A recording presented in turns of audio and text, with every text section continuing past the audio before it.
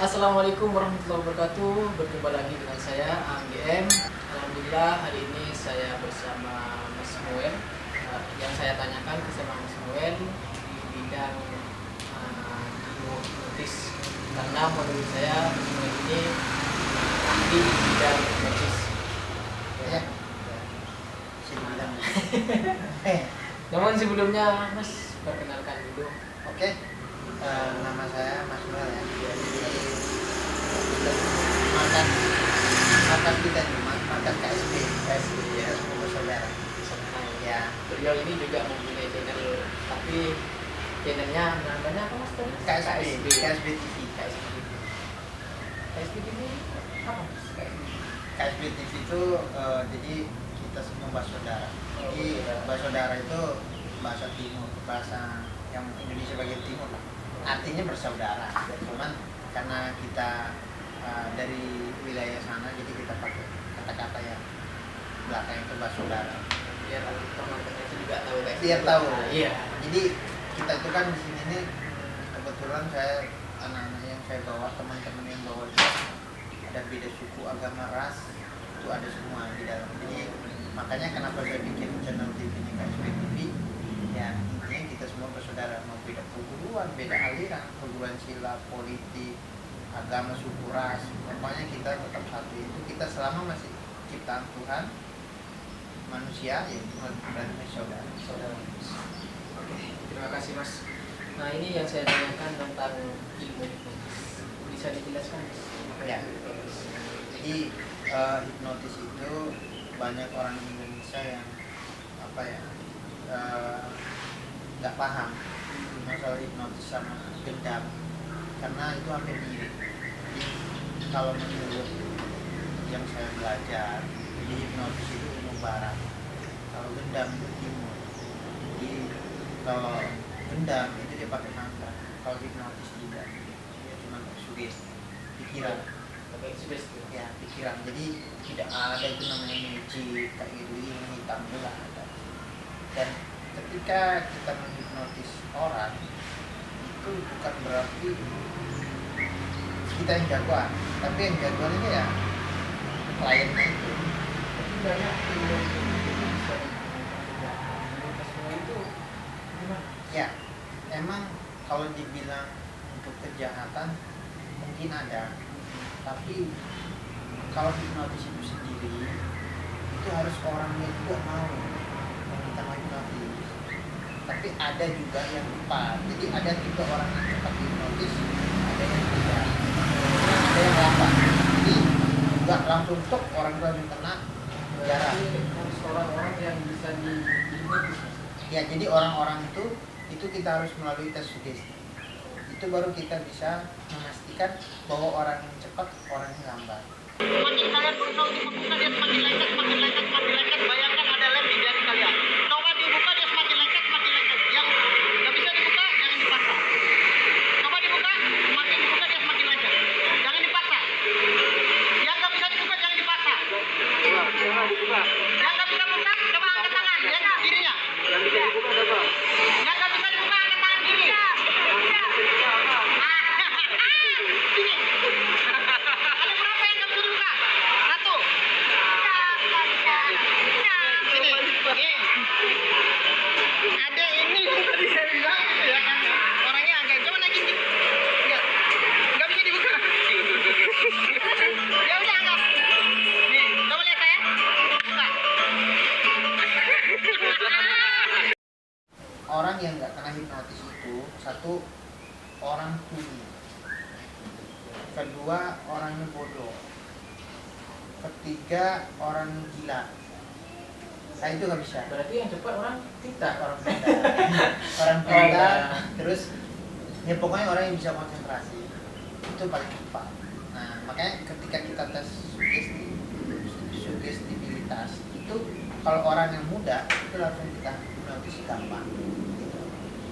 Dan hipnotis itu sendiri kan banyak sekarang yang pakai hipnoterapi. Jadi dia ilmu hipnotis itu ya yang hipnoterapi dia pakai itu ilmu hipnotis. Berarti kalau kita punya kita mau mengamalkannya. Ya, jadi makanya buat apa nih? Iya. Kalau mau buat permainan ya kita buat permainan yang kita bikin orang kaku, hilangkan angka dari pikirannya. Misalnya angka 2 saya hilangkan dari pikirannya ketika dia itu 1, 2, 3 1, 3, 4, jadi 2-nya itu hilang. Oh, dihilangkan. Terus kita bikin kaku, bisa kita bikin jadi kayak tiang, kayak apa, besi ya, jadi bisa kaku, jadi dia bisa kaku, jadi nggak bisa ditekuk, jadi dia tuh lurus. Nah kita taruh kursi kita naikin, taruh dari atas itu udah lurus. Itu ada videonya? Ada. Oh, ntar kayak tampilkan boleh? Bisa ditampilkan mungkin nanti biar teman-teman tahu. Jadi itulah hipnotis. Sebenarnya hipnotis itu manfaatnya banyak, cuman karena orang Indonesia itu kita itu udah takut kalau dibilang saya mau hipnotis ya, itu pasti orang lain itu nggak mau. Karena yang sering didengar itu banyak yang negatifnya. ya negatifnya. Jadi ketika orang hipnotis dia akan takutnya itu dia bongkar aibnya sendiri. Iya. Itu sebenarnya enggak juga. Jadi hipnotis, kita menghipnotis orang itu, ketika orang itu kena hipnotis, kalau emang dia mau tutup erat, itu biasanya nggak bakal dia ucapin, nggak bakal dia keluarin. Tapi ada orang tipe-tipe yang loss. Oh, berarti tergantung dari batinnya mas ya? Jadi pikirannya, dari pikirannya. Jadi kalau pikirannya misalnya dia ini orangnya jenius, orang itu biasanya dia susah ngeblok diri. Itu kan ngeblok tuh, kita nutupin rahasia kita tuh, benar-benar kita tutup. Jadi ketika orang hipnotis nggak bakal bisa kita bongkar. Tapi kalau orang itu jenius, orang itu cepat, karena ketika dia ditanya sedikit langsung keluar semua itu. Makanya orang kita, khususnya orang Indonesia itu sama hipnotis itu agak takut, agak parno. Berarti itu bisa istilahnya bisa mengobati juga mas ya? Bisa. Itu jatuhnya hipnoterapi. Jadi kayak fobia, trauma, kurang percaya diri, stres. Berarti banyak juga manfaatnya. Jadi orang kita itu kalau mau dihipnotis itu udah takut. Tapi kalau di terapi itu banyak yang masih diterima. Berarti bahasanya harus dibahas sedikit mas. Ya, jadi di hipnotis sendiri itu kan kita belajar menggunakan kata. Jadi biar orang ini mau bisa diterapi itu kita harus pintar-pintar menggunakan kata. Berarti di rumah itu terapi. Hipnoterapi. Kalau dibilang untuk dia nggak mau. Itu udah banyak yang saya terapi. Iya. Bahkan kalau kita bilang ini pakai hipnotis pasti dia nggak mau. Karena ada juga yang berpikiran bahwa ketika kita hipnotis takutnya nggak bisa dibangunin. Nah itu kesadarannya itu Padahal itu enggak, belum pernah ada. Jadi ketika orang dihipnotis itu nggak bisa bangun, itu belum pernah ada. Cuman mungkin butuh waktu lama ada.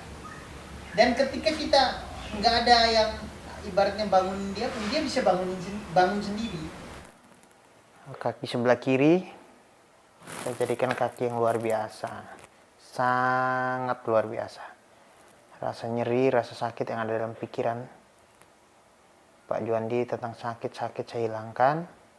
Mulai sekarang kaki sebelah kiri saya jadikan rasa yang sangat nyaman seperti kaki kanan. Mulai sekarang dan seterusnya, ketika Pak Juandi buat jalan, buat aktivitas, saya jadikan kaki yang sangat luar biasa seperti hari-hari sebelumnya dan yang sangat sehat dan sehat. Sebentar lagi saya akan hitung dari 5 ke 1, di hitungan 1 semua rasa sakit, rasa nyeri yang ada dalam pikiran Pak Juandi saya hilangkan. Mulai sekarang dan seterusnya Pak Juandi kakinya lebih nyaman dan lebih nyaman. Oke, dengar kata-kata saya. Sebentar lagi saya akan hitung dari 3 ke 1, di hitungan 1 rasa nyeri yang ada dalam pikiran Pak Juandi saya hilangkan. 3, 2, 1, oke. Lebih rileks, lebih santai dan lebih nyaman. Semua rasa sakit yang ada dalam pikiran Pak Juandi saya hilangkan, lebih nyaman dan lebih nyaman. Mulai sekarang dan seterusnya, kaki Pak Juandi sebelah kiri lebih nyaman, lebih sehat, lebih nyaman, lebih sehat, lebih nyaman, lebih sehat, lebih nyaman, lebih sehat. Mulai sekarang dan seterusnya, kaki Pak Juandi yang sebelah kiri lebih nyaman, lebih sehat, lebih nyaman, lebih sehat, lebih nyaman, lebih sehat, lebih nyaman, lebih sehat. Mulai sekarang dan seterusnya, saya jadiin kaki Pak Juandi yang sebelah kiri itu sangat luar biasa. Saya jadiin kaki Pak Juandi yang sangat luar biasa dan mati rasa. Ketika saya pegang di kakinya, rasa yang ada dalam pikiran Pak Juandi itu hilang. Jadi Pak Juandi kaki sebelah kirinya itu lebih nyaman dan lebih sehat, dan saya jadiin mati rasa.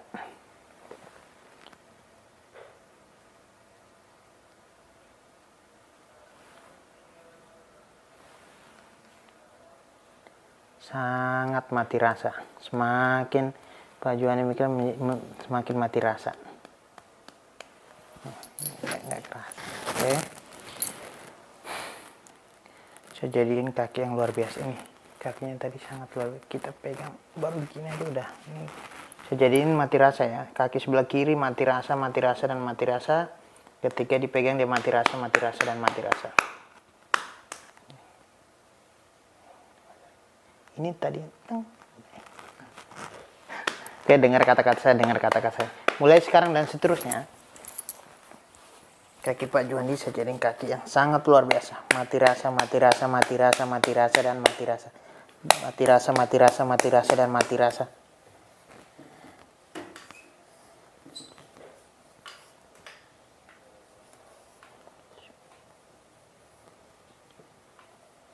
Ini kalau kita pijit, dia lagi sadar, nggak bakal bisa. Oke. Dengar kata saya dengan saya jadiin kaki yang sangat luar biasa. Mati rasa.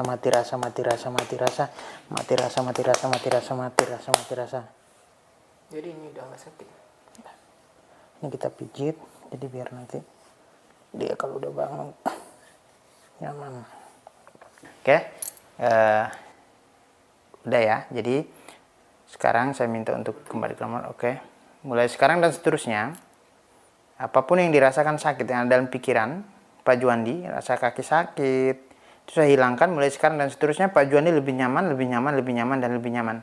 Ketika merasakan sakit, yang ada dalam pikiran Pak Juandi itu nyaman, dan sehat, dan sehat. Sebentar lagi saya akan hitung dari 1 ke 4. Di hitungan 4, kaki kiri Pak Juandi sama seperti kaki kanan yang sehat, dan rasa sakit yang ada dalam pikiran Pak Juandi saya hilangkan. Mulai sekarang dan seterusnya Pak Juandi lebih sehat. 1, 2, 3,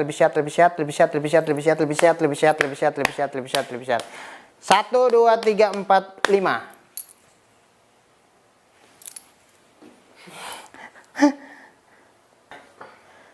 Tadi ya proses terapi ya kayak gitu ya. Teman-teman mungkin bisa dilihat itu hipnoterapi versi saya. Semua orang hipnotis itu beda-beda. Maksudnya caranya beda. Kalau cara saya emang kayak gitu, simple. Dan saya kalau terapi, saya minta keluarganya harus ngikut. Oke, mulai deh. Ini gimana tadi rasanya? Sakit ya awalnya. Sakit, nyut, nyeri, segala macam. Tapi sekarang udah. Kalau sekarang ya enggak, udah. Misal sorry maaf ya. Jadi gimana? Enggak sakit sekarang. Jadi itu tadi itu baru diginin, langsung dia. Jadi udah enggak. Rasanya ya. dirinya ya udah hilang. Iya. Makanya kalau kita pijit, Gini, ditekan dikit udah kemana-mana. Berarti ini kalau mau dibenahi, pijit sekarang udah aman ya? aman. Maksudnya makanya kita pijit, itu kita kasih posisi. Kalau orang itu misalnya sakit, kalau dia mudah di hipnoterapi, mending kita pakai itu. Jadi ketika kita tarik, dia posisinya enak, nyaman. Karena kita hilangkan rasa dulu, baru kita tarik. Jadi kalau ketika dia sadar, kita pegang, itu pasti dia jerit-jerit karena sakit. Cuman lama dan mungkin dia agak pusing. Karena hipnotis itu kalau kita melihat itu kayak orang tidur. Tapi kalau soal ini mas, soal pengobatannya bisa selamanya? Bisa. Ada yang bisa selamanya, ada yang bisa, ada yang enggak, tergantung pikiran. Dia kuat nggak? Nah itu seperti gini. Misalnya ketika orang itu fobia sama kucing. Jadi kalau dilihat kucing kan dia agak-agak ngeri gitu kan, maksudnya agak takut lah atau gimana lah intinya gitu. Nah, misalnya dia tuh seperti kita berobat ke dokter. Kita kan batuk nih, Iya. dok, obat batuk. Ini saya sakit batuk dok. Oh ya diperiksa kan batuk, jadi dikasih obat. Sembuh kan? Sembuh. Tapi ketika kita nggak bisa jaga kesehatan kita, kembali lagi kan? Kembali lagi. Begitupun fobia sama.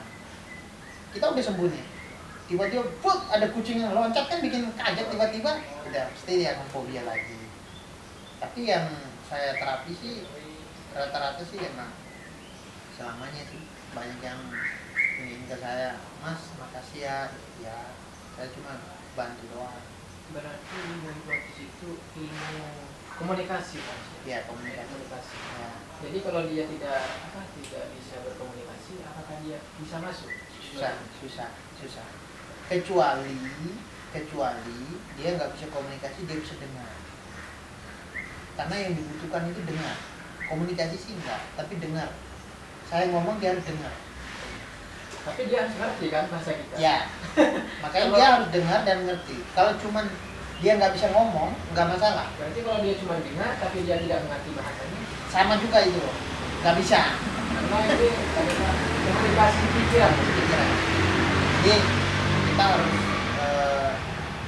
bisa mengetahui klien yang mau kita terapi. Kita harus mengetahui klien yang mau kita hipnotis. Jadi kita harus tahu, kita harus baca karakter dia, baca semua. Ketika kita melihat orangnya pas dia mau terapi. Dan sebenarnya kalau hipnoterapi itu kalau dibilang mahal. Orang banyak yang terapi itu satu sesi itu paling kecil kalau nggak salah 300. Itu untuk satu permasalahan. Bisa juga jutaan. Bisa juta. Tapi kalau saya kan cuma membantu, niat saya belajar dari dulu saya cuma mau membantu orang, menolong. Makanya kadang sampai orang ngasih, kalau orang itu sembuh dia ngasih duit apa segala kita nggak mau tuh, itu sebenarnya sih kita juga bingung. Karena kalau kita kan ngobatin orang, berarti kan orang itu lagi susah. Kalau kita ngobatin terus kita dibayar kita terima kan kasihan dia. Iya makanya. Jadi kayak gitu. Nah sebenarnya sih ketika saya belajar hipnotis itu, setelah itu saya belajar lagi namanya gendam, ilmu gendam itu yang paling mantra. Terus saya belajar lagi tenaga dalam modern. Nah itu setelah itu saya mulai pelajari semua ini kelebihannya di mana sih, ini kekurangannya di mana sih. Nah itu kadang-kadang ilmu itu saya suka kolaborasi. Jadi penasaran. Terus saya jadi penasaran ini kurangnya di mana sih, ini kayak gini yang kayak gini. Setelah saya pelajari semua, saya paham ternyata kayak gini. Jadi emang kita hidup itu emang harus pelajari. Jadi menurut ilmu murni nggak ada manfaat. Murni 100%. Ada ilmu Nggak ada. ilmu sugesti ya. Sugesti itu sebenarnya itu kata-kata. Sugesti itu kata-kata. Tapi kalau orang awam tuh mikirnya mantra, Mas. Nah, jadi kalau mantra itu kita kan mantra itu sebenarnya itu dari agama Hindu, mantra. Nah, kalau dari itu sugesti, itu bahasa hipnotis sugesti. Sebenarnya kalau bahasa yang dibilang bahasa asli itu ya kata-kata yang ditanamkan. Nah, itu sugesti itu kata-kata sebenarnya. Memang pelajarannya ada tingkatan juga, Mas ya, untuk membaca pikiran orang. Ya, kalau kita untuk baca pikiran orang itu karena kita sering terbiasa ketemu orang, terus sering kita terapi, sering kita hipnotis. Nah, itu kita bisa baca. Ketika orang sadar kayak gini, kita misalnya, oh itu saya mau lupain yang namanya sendok, yang namanya piring, nggak bakal bisa. Makanya orang kadang bilang, oh kamu jangan dihipnotis, takutnya dia lupa ingatan. Nggak Berarti ada. kalau orang dia nggak mau dihipnotis nggak bisa, Mas ya? Ada yang bisa, ada yang nggak bisa. Tergantung keyakinannya. Tergantung dianya. Dan itu kalau misalnya kita pakai terapi, itu biasanya nggak permanen. Dia cuma sebentar kembali karena dianya nggak mau. Misalnya nih, saya mau berhenti rokok. Misalnya, Mas Aang ngasih tahu ke temennya, ngasih tahu ke saya tolong obatin teman saya berhenti rokok, sedangkan orangnya nggak mau. Nggak mau. Udah nih, kita hipnotis pakai apa caranya kita bisa, yang penting bisa masuk ke alam bawah sadar. Setelah kita terapi, paling cuma selang berapa lama balik lagi. Karena pikiran dia nggak mau dia, dan dia ngeblok diri. Berarti Jadi kalau susah. dia mau lebih cepat pasti. Ya, Lebih lama ya lebih lama. makanya orang itu berpikir bahwa ketika orang dihipnotis itu takut lupa ingatan, itu tidak ada kayak gitu. Manusia itu nggak bisa dibikin langsung lupa ingatan, nggak tahu dia punya saudara, itu nggak ada. Cuman ketika orang putus cinta, kita terapi biar dia ketika ketemu sama pacarnya itu biasa aja. Jadi kayak orang saya pernah kenal, tapi saya biasa. Ya kayak misalnya Mas Aang. Mas Aang punya pacar sama punya teman. Ya.